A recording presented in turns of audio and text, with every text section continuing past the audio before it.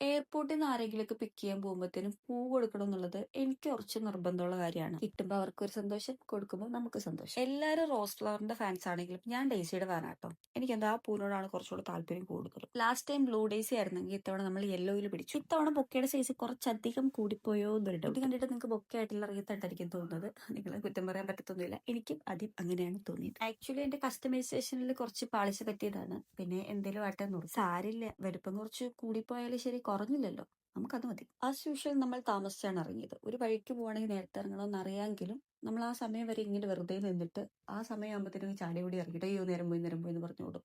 ഇതാണ് എന്റെ സ്ഥിരം പരിപാടി. പരിപാടികളിൽ ഭേദഗതി വരുത്തണമെന്ന് കുറെ നാളായിട്ട് ആലോചിക്കുന്നുണ്ടെങ്കിലും പക്ഷെ അത് നടക്കാറില്ല. എന്താന്ന് അറിഞ്ഞൂടാ, ശീലമായിപ്പോയി. ഇങ്ങനെ എന്തെങ്കിലും പൂവോ ചെടിയോ കായ കിട്ടിക്കഴിഞ്ഞാൽ അത് വെച്ചിട്ട് ഒരു 10 സെൽഫി അതെനിക്ക് നിർബന്ധമാണ്. എന്റെ സ്നാപ്പിലും അയക്കുകയും ചെയ്യും. അല്ലെങ്കിൽ ഒരു മനസ്സമാധാനം കിട്ടില്ല. അങ്ങനെ ഫൈനലി നമ്മൾ എയർപോർട്ടിൽ എത്തിയിരിക്കുകയാണ്. പ്രതീക്ഷത്ര ബ്ലോക്ക് ഒന്നും കിട്ടാത്തതുകൊണ്ട് നമ്മൾ ഏറെക്കുറെ കറക്റ്റ് സമയത്ത് തന്നെ എത്തി. ചെറുപ്പത്തിലൊക്കെ നമ്മൾ ആകെ 1-2 തവണ എങ്ങാണ്ട് എയർപോർട്ടിൽ വന്നിട്ടുള്ളൂ. പക്ഷെ എറണാകുളത്ത് വന്ന ശേഷം അടിക്കടി എയർപോർട്ടിൽ വരാനുള്ള അവസരം കിട്ടുന്നുണ്ട്. ചേടാ, ഇങ്ങനെ കെട്ടിയൊരുങ്ങി വന്ന് ആരെ പിക്ക് ചെയ്യാനെന്ന് പറയാൻ പറഞ്ഞു. ബൈ എന്റെ ചേച്ചി, അതായത് എന്റെ സ്വന്തം സിസ്റ്റർ, എന്നെക്കാൾ 4 വയസ്സ് മൂത്തത്, അതായത് ഇപ്പൊ 30 വയസ്സുള്ളത് എന്റെ ചേച്ചി വരുന്നുണ്ട്. ഇത്രയും ഇൻട്രൊഡക്ഷന്റെ ആവശ്യമില്ലെന്നറിയാം, പക്ഷെ എനിക്ക് എല്ലാവരും അറിയിക്കണം അവർക്ക് 30 വയസ്സുണ്ടോ. പ്രത്യേകിച്ച് കാര്യം ഉണ്ടായിട്ടൊന്നുമില്ല, ഒരു സുഖം, അത്രേ ഉള്ളൂ. ഞാൻ മാത്രമല്ല, എന്റെ 2 ഫ്രണ്ട്സ്, എന്റെ അപ്പൻ, അമ്മ, ചേച്ചിയുടെ ഹസ്ബൻഡ് ഒക്കെ വന്നിട്ടുണ്ടായിരുന്നു അവളെ പിക്ക് ചെയ്യാൻ വേണ്ടി. അവളുടെ ഐശ്വര്യം എന്ന് പറയട്ടെ, അല്ല ഞങ്ങളുടെ ഐശ്വര്യം എന്ന് വേണം പറയാം. ഒരു 45 മിനിറ്റ് എയർപോർട്ടിന് പുറത്ത് പോസ്റ്റ് ആയിരുന്നു. പണ്ട് ഒരുപാട് ആൾക്കാരെ ഇങ്ങനെ പോസ്റ്റ് ആക്കിയതിന്റെ കർമ്മബലമാണെന്ന് തോന്നുന്നു.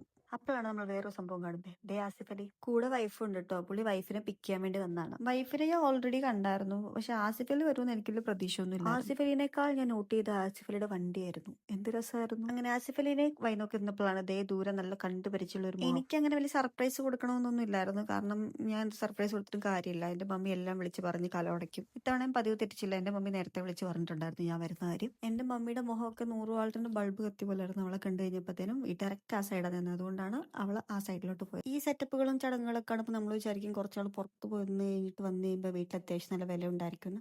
അങ്ങനെയൊന്നുമില്ല, അതൊക്കെ വെറും മിഥ്യാധാരണകളാണ്. എവിടെ നിന്നാലും നമ്മുടെ കയ്യിൽ പോലെ ഇരിക്കും ബാക്കി കാര്യങ്ങൾ. എയർപോർട്ട് ഔട്ട്ഫിറ്റാന്നൊക്കെ പറഞ്ഞ് പുതിയ ഡ്രസ്സൊക്കെ മേടിച്ച ഒരുമാതിരി കത്തി വേഷത്തിലായിരുന്നു വരവ്. അല്ലെങ്കിലും കുടുംബക്കാരായിട്ട് നമുക്ക് ഷോയ്ക്കൊട്ടും കുറവില്ലാത്തതുകൊണ്ട് കുഴപ്പമില്ല. എനിക്കറിയാൻ മേല, എന്തേലും നല്ല സമയത്ത് എന്റെ ഫോണിലെ സ്റ്റോറേജ് തീരാറുണ്ട്. അതുകൊണ്ട് ആ എക്സാക്ട് റിയാക്ഷൻ വീഡിയോ അങ്ങ് കറക്റ്റ് ആയിട്ട് അങ്ങ് ഒപ്പിയെടുക്കാൻ പറ്റിയിട്ടില്ല. അല്ലെങ്കിൽ ഞാൻ എവിടെ പരിപാടി അവതരിപ്പിച്ചാലും ഇങ്ങനെ തന്നെയാണ്. അതുകൊണ്ട് എനിക്ക് പ്രത്യേകിച്ച് അങ്ങനെ സങ്കടം പരിഭവമൊന്നുമില്ല. അങ്ങനെ നമ്മൾ നേരെ എയർപോർട്ടിന് പുറത്തേക്ക് ഇറങ്ങി ദോശ കഴിച്ചിട്ട് അവർ വീട്ടിലോട്ടും പോയി, ഞാൻ നേരെ ഓഫീസിലോട്ടും പോയി. അപ്പൊ അത്രേ ഉള്ളൂ. ബൈ.